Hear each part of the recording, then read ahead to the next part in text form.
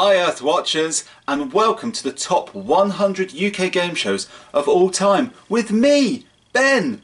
Nice to meet you. You have a nice hat on. I like it very much. Now, why am I doing this list? Well, I have loved game shows from the age of about 4, and I pretty much haven't stopped watching game shows since. And for people who know me, they know I have very strong opinions on game shows. But sometimes I feel we can be a bit too negative about shows, and I'd like to make a really positive list about all the game shows that I love. So, what am I hoping to achieve with this list? Well, it's quite simple. This list is my 100 favourite UK game shows of all time. It's not what I think's most worthy, it's not what I think's most importantly historical, it's just, if it was on, which game shows would I want to watch more? That's basically the way to think of this list. Now, this list has no US game shows, no foreign game shows. It must be a UK game show, and when I'm putting game shows on this list, it's worth noting that I'm putting the UK version on this list and not a foreign version of it. Okay, so I have to take into account just the UK version. There are no dating shows on this list, no panel shows on this list, and no reality shows on this list. Now, sometimes the lines get blurred a little bit on that, so I've had to judge which are quiz and game shows. That's what I'm aiming for this list. So for instance, a show I really love, like Taskmaster, I've deemed to be too much of a panel show, despite the fact it's got really strong game elements, so that will not appear on this list. So, the 100 greatest quiz shows and game shows in UK history, that's what I'm trying to find here. Now, it's worth adding, I've watched hundreds and hundreds and hundreds of game shows over the years, so it's worth noting that just because a game show doesn't appear in my top 100 doesn't mean I don't love it. In fact, there was probably about 90, 100 game shows that I had written down and was continuing for this list, and actually there was a lot that I thought were in my top 100, and then when I started making the list I realised aren't quite. These 100 shows I love absolutely all of them, but there's a good 100, maybe more underneath this that I really appreciate too. So just because your favourite game show isn't on this list doesn't mean I don't like it. And the other thing is, if you don't agree with me, that's absolutely fine. I'd love to hear your opinions on what I've got to say and what your favourites are. That's absolutely good. So game show fans, should we get on with it? Here is the top 100 UK game shows of all time. So let's start with my number 100. And just to prove that I'm not going to be doing loads of obvious shows, here's something quite obscure to start you with. This is number 100.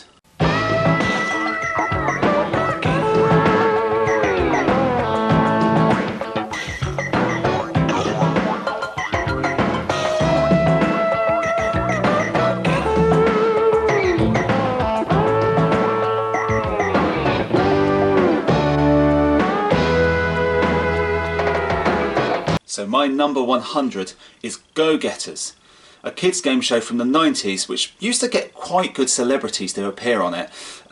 Noel Edmonds, Keith Chegwin, Annika Rice, people like that. And basically the concept was very simple. You'd have 3 teams of celebrities and they'd be stationed all around the country in vans of different colours. You had the red team, the yellow team and the blue team, and basically they had to go and take photos and do sort of silly tasks. So it might be like, take the best picture of someone underwater, and then they would be judged on those pictures by the production team.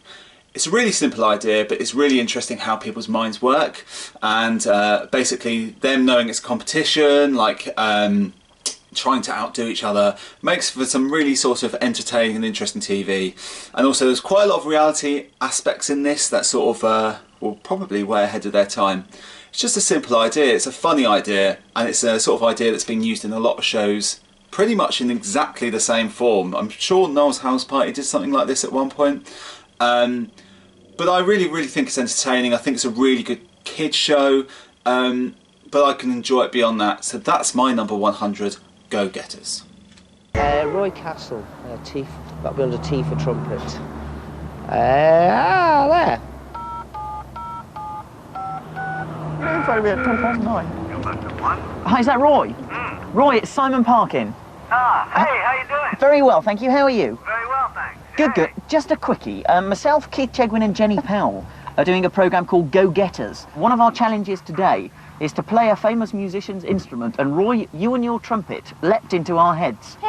Can you help us? I'm okay this morning, but I'm leaving at about 12. Are you sure you don't mind? Not at all, no. Brilliant. So, my number 99 cannot be accused of being anything other than totally thematic.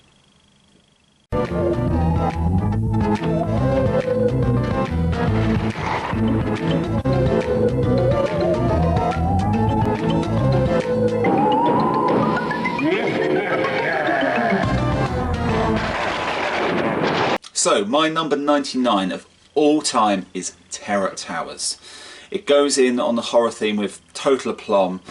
Basically, this follows two teams of kids as they try and hunt down eyeballs instead of crystals. It's kind of a kid's crystal maze, really, in Terror Towers. Really, really well hosted. And whilst this isn't a perfect game show, mainly because there's not enough variety of games, the games they do have are really, really inventive. I sort of remember like lots of games that I liked. There's the shrinking room where the walls come in and that sort of causes chaos and knocks pillars over and sort of drops clothing lines down. I think that's really interesting. There's this really funny game where they drop two kids down into a maze, but it's the same maze and they're trying to get to the other end, which is where the other team sort of started, which means they're basically shouting over each other, trying to guide their person through the maze, but also they sort of end up clashing with each other in the middle, which is kind of funny and sort of brings out the worst in the kids, which really ties into the theme of the game show, which is quite funny, and I really, really like it for that.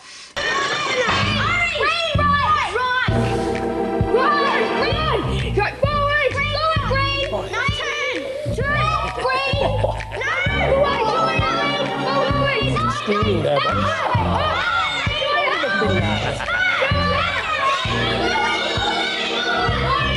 you want steak tonight, Boris, eh? Yeah. Nice bit of raw steak. Oh, yeah. Cheers. There's Boris the Spider, and Boris the Spider really sort of adds to the whole thing, and it's quite a well done puppet. And just like there's lots of sort of little sort of bits in the format that just kind of fun, and sort of the idea that the losing team gets eaten by werewolves when they get leave through the graveyard, and sort of unnecessary touches, but sort of touches that I certainly appreciate. So whilst it's not a perfect game show, it's certainly one that goes in with full aplomb, and that's why Terror Towers is my number 99.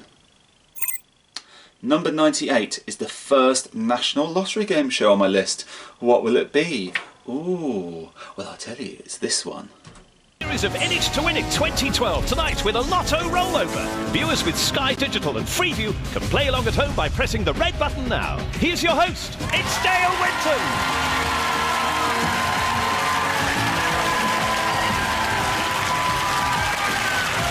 Number 98 on my list is In It to Win It. Now, to this day, I still don't fully understand how this game show works. I don't understand when someone goes into the red zone or comes out the red zone and then like ends up back in the starting area only for a ball to select them to end up in the main area, and then they're sat on a chair and then the klaxon goes off. None of it to me really makes any sense, but all I know is when I do watch it, I really enjoy it. I like the sort of randomness of it, I like the chaos of it. The questions are a bit easy, but I don't mind that because what we're watching the contestants go through is kind of dramatic, and sometimes it's sort of a real game show of luck. We can sometimes really see, we sort of really go through the stories of the contestants. Some players will get selected all the time and then they sort of blow it on the final question. Other contestants are just lucky enough just to get in the one time, and it's the perfect example to me how sometimes game shows just don't need to be fair. They just need to be entertaining, and this is definitely entertaining. Dale Winton did a really, really good job hosting this. It's good to have such a strong, familiar game show host this. It's not my favourite National Lottery game show of all time, but it's certainly a good one, and that's why In It to Win It is my number 98. My number 97 game show, you can't accuse of not being epic.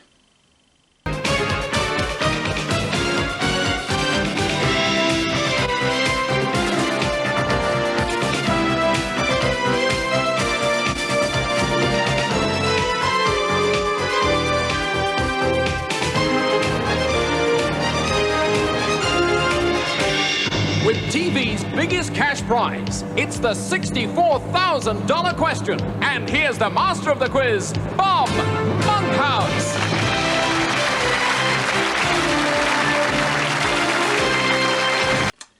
My number 97. Yes, Bob Monkhouse has made it onto my list. It's the $64,000 question, or the £6,400 question, because that's what they actually gave away.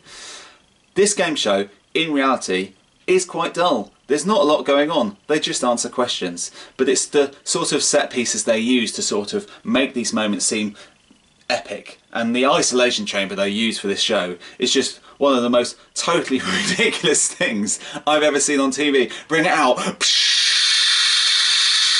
It's unbelievably epic. But that's why I kind of like this show. It sort of doesn't care that it's so over the top. It's just trying to deliver a moment. And it really, really does that. Bob Monkhouse is fantastic on this show. He really, really hams it up, and that just makes this show all the better. And when someone does win on this show, it really feels like you've watched a real TV moment. The other part of which you passed was part 3. In which city did Caruso replace Pagani in the third performance of Pagliacci? I'm going to leave that one again for a moment, Bob. In part 5, Caruso's first appearance in Italy in the role of Enzo was in Naples in 1897. Paul, please name the opera. La Gioconda. La Gioconda is correct. Back to part 3 on which you passed. Paul, for £6,400, in which city did Caruso replace Pagani in the third performance of Pagliacci? I think it was Salerno. Salerno is correct for £6,400.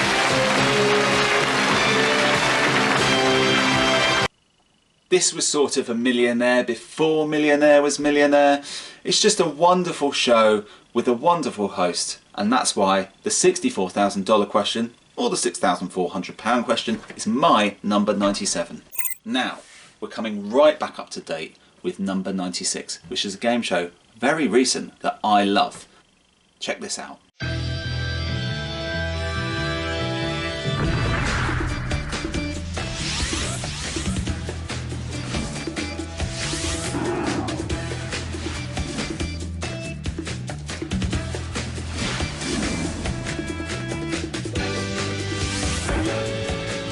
Yes, that's right. Although I can put Taskmaster on my list, number 96, The Button, definitely is a full game show, and that's why that's on my list. What I like about this game show is what it brings out in the contestants. I think it's sort of, a lot of shows have tried to do the goggle box thing, but I think this show does it the best. I think we get to see families as they should be seen on TV. They're just sort of fun, they're very loving, they say ridiculous things, and this show brings all those things out. And whilst it is a bit of a Taskmaster rip-off, it sort of scratches a different itch for me. It's a sort of, it feels very at home for me on a Saturday night. It's quite fluffy, but the task was very clever and entertaining. And I really, really love that moment when the button goes green and the families are just sat there and haven't noticed it go. That's just always just a really funny moment. And so a lot of the tasks in the show are really funny and entertaining too. But I think that my favourite thing about it is that the families can gamble whether to stay and play the game or take the money that they've won if they've won the show. And I think it's testament to the format that so many of those families decided to gamble and play on for another week, mainly just because they were having so much fun on the show. And to me, this show, that sort of fun definitely translates for people at home. And that's why my number 96 is The Button. Number 95 is a show light years ahead of its time and probably should never have been made.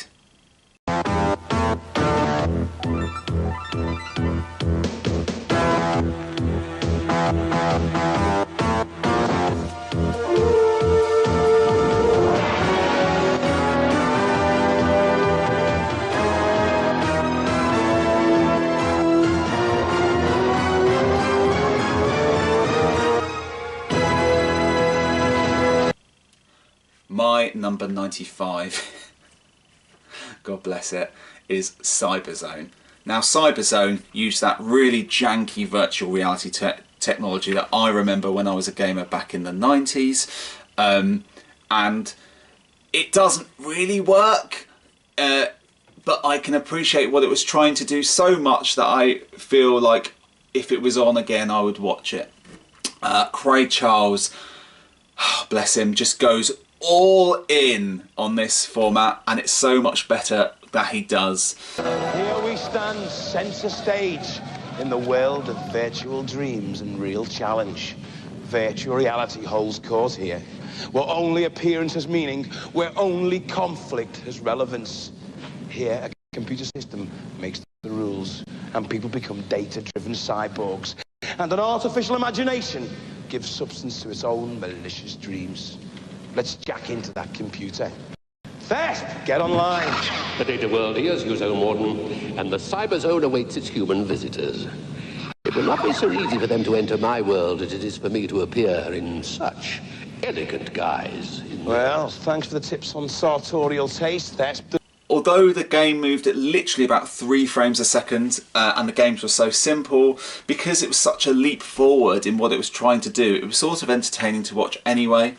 I sort of feel like this show could be revived and be made really good now. But as it was, I appreciated at the time how adventurous it was, and I would be really intrigued to see a full episode again. But what I remember and what I've seen since is just something exciting. Cyberzone doesn't do anything particularly well, but it's just the fact that it's trying so hard to deliver a new experience that I appreciate the most. And actually, because you're seeing something that isn't quite working but is trying so hard, is kind of exciting in its own way. The games are very, very simple, but there's this really like interesting chase element that goes on between the two teams, and that felt like really nerve-wracking and exciting, and I appreciate it for that mainly. So probably the most imperfect game show on my list, but one I can't pretend to everyone that I don't like just to be cool. I'm not cool, I'm talking about game shows on the internet, for God's sakes. But that is my number 95, Cyberzone. So my number 94 show is one of those shows that used to go on after The Simpsons. You keen to win? Yeah. now that I've lost my morals.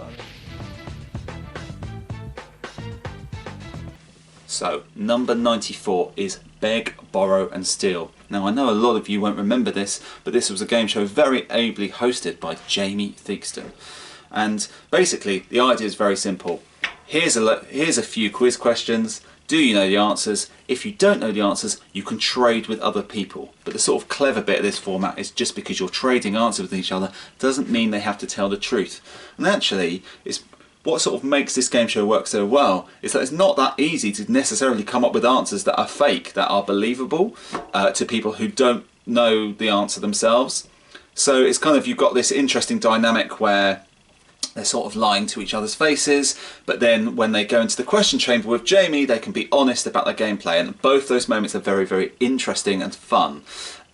They've got this really great bit of staging where all the contestants stand in sort of a bubble behind the main player as Jamie's giving their answers. So it's just all very well done. It's a very simple idea, executed well. It doesn't try to be more than it is. Jamie as host is really, really good. I think he's a really underrated game show host, and I'd like to see him on more stuff. So yeah, Beg, Borrow or Steal. Check it out. It's my number 94. Now my number 93 will get you buzzing.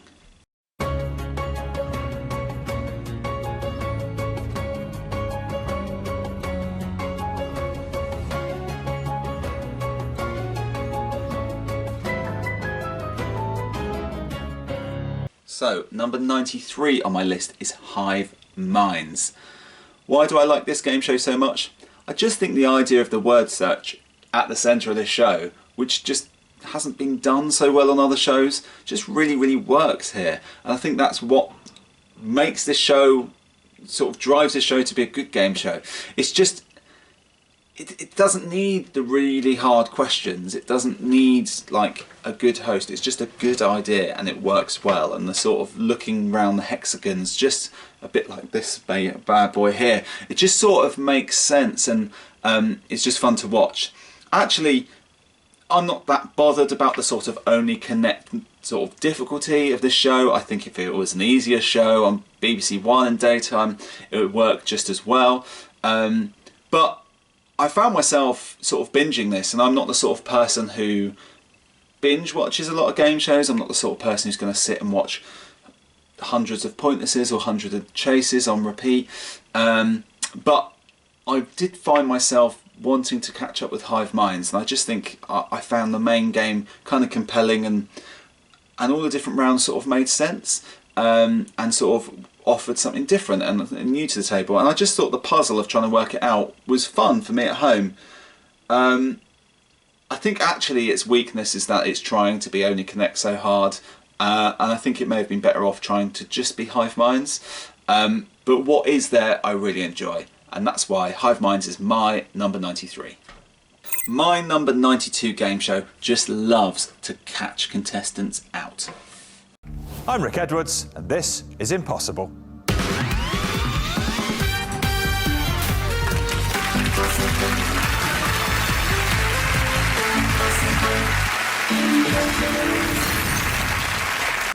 So, my number 92 game show is the mega hit of recent times. It's Impossible. I know how hard it is to try and launch a game show into an arena that's got the chase and pointless and tipping point, but Impossible managed to achieve that just purely from having a great new question mechanic. The right answer, the wrong answer, and an impossible answer that you just don't want to pick, otherwise it's the end of your show. It's a really clever idea, and because that question mechanic is so new and so strong, this game show just works totally. But I also appreciate that the fact that it just is so adventurous with the way it's formatted. It doesn't feel the need to just go with 3 contestants standing behind podiums. It goes, no, do you know what? We want to see loads of people eliminated by an impossible answer. Let's have loads of contestants. And that you have this sort of qualifying round where they come down to the stage and they have a grid, and it sort of all looks very unique and different, where they've kind of got this large panel of contestants, and then you've got the exclamation point with the pound coins in, and then you've got that sort of almost going for gold-esque game where they're trying to like knock each other's energy bars down. It's just really fun. It's not trying to do more than be a quiz show, but it's a really, really good quiz show, and I really appreciate it a lot. And I sort of feel that maybe in a few years' time this would shoot up my list, but for now it's my number 92, and that is Impossible. Here's something interesting. The last game show I'm going to talk about today, my number 91, shares a word with the last show. What could it be? It's not a game show, it's a way of life. Don't think about your children, forget about your wife. You're a kid that next fight, chasing your dreams. We're dressing up in costumes, falling into streams. It's not impossible. Almost impossible game show. That's right, my number 91 is the Almost Impossible game show. And the reason this is on the list is because I just think it's funny. It's really funny. The games are funny. I just think it's entertaining to watch. There's a game show where they try and step over hurdles blindfolded. That's just a funny idea. There's a game where they open a kalosh and someone tries to scream out a candle, only for the kalosh to be neatly put back once they failed.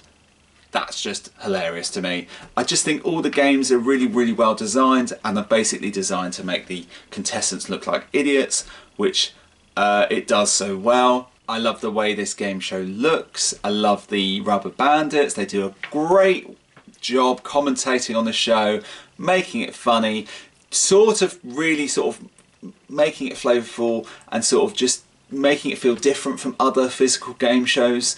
And it's just an entertaining watch, and so few physical game shows manage that, but this one does it well, and that's why the Almost Impossible game show is my number 91. It's not big, but it is clever.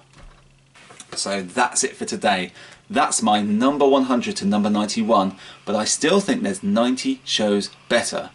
Tune in next time to find out 10 of them. Like, subscribe, do whatever YouTube people do. Do that stuff so you don't miss the next the video that follows this video. You want the next video. The next video. I'll see you next time. I'll see you next time.